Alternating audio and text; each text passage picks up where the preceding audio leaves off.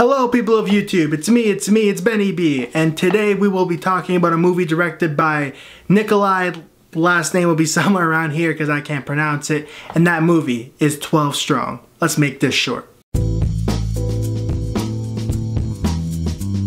So 12 Strong is inspired by the true story of 12 American soldiers who were deployed into Afghanistan after 9/11 to assist local rebels by providing them with air support. So two of the main things I really want to applaud this movie for is not spending too much time in its first act giving the characters motivations to go to Afghanistan. I mean, don't get me wrong, the motivation's there, and it is shown within the first 15 minutes or so of the movie. In fact, the first bit of the movie is pretty much showing 9/11 happens, the men's reactions to it, kind of shows their family as a symbol of what they're fighting for, and then boom, that's it, you're in the movie, you're in Afghanistan, and things get started.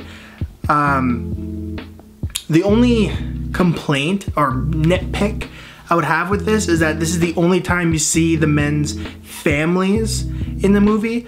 I think if they would have shown maybe scenes or maybe letters or something, especially towards the later half of the movie, would have added a little bit of higher stakes at the end, instead of just having like the family dynamic at the beginning, first 15 minutes, and then they're gone. I mean, don't get me wrong, the soldiers do bring up their family, but they're never seen again, and I think they could have done a little more with that.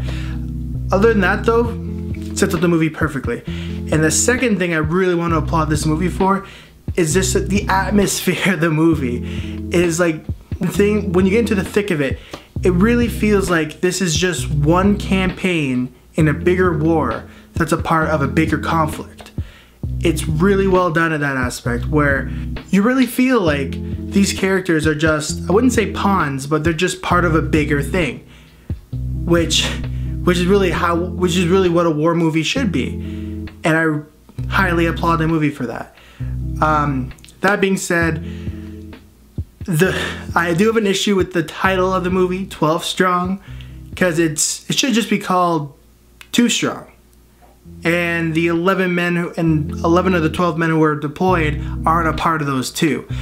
Chris Hemsworth's character is very focused on in the movie, almost to a fault, where like the other 11 men in his unit don't really get the same treatment, which kind of sucks because a lot of them seem very relatable. I want to go more into them. I want to go more into deeper detail about those 11 men, but if the movie's not gonna go into detail on them, then why should I? Don't get me wrong, some of them do have character traits. That's about it. The funny one, the thug one, the creepy one, the leader. They're all just kind of traits, and that's disappointing. That being said, when it comes to character interactions, the interactions between Mitch and General Dostum, hope I'm saying his name right, General Dostum, steals the show. That's when the movie's at its strongest, when these two characters are interacting. Though that being said, to have trained with the other 11 men in his unit, Mitch Nelson is kind of thrown into a leadership position without ever being in conflict, without ever being deployed overseas. While General Dostum, who is the leader of the rebel resistance in Afghanistan, has seen it all. He has seen friends die, women killed, he's seen it all. So whenever he is first introduced to Captain Mitchell, it's actually this really cool scene I'm not going to spoil because you haven't seen the movie. It's a really cool scene where he just basically looks him down and, "You're not a killer, are you?" It's a really cool scene, and there's also this big dynamic between the two, which is like the difference between a soldier and a warrior, which is, I wish they would have explored that more, because, well, I saw this movie in theaters, and like I saw during some of the action scenes, people were on the edge of their seats. I was on the edge of my seats listening to these two talk about the psychology of a warrior versus the psychology of a soldier, which I found very fascinating. Moving on to the action scenes, however, they're good, they're flashy. Biggest compliment I can give to them is that during the conflicts, because I'm a big sucker for cinematography, especially like wide shots, and there's a lot of them in this movie. It is a beautifully shot movie. That being said, a lot of the action scenes kind of boil down to Chris Hemsworth mowing down the resistance. Mowing down the bad guys and running in and guns a-blazing while the 11 men, as I said before, a character trait, they're all staying behind. We'll cover you, buddy. We got you covered. Because we aren't getting paid enough in this movie to actually contribute. That's probably how war works. And we'll basically just, the rebel soldiers get mowed down by the enemy, while Chris Hemsworth and whoever rebel soldiers happen to be around him take out the problem.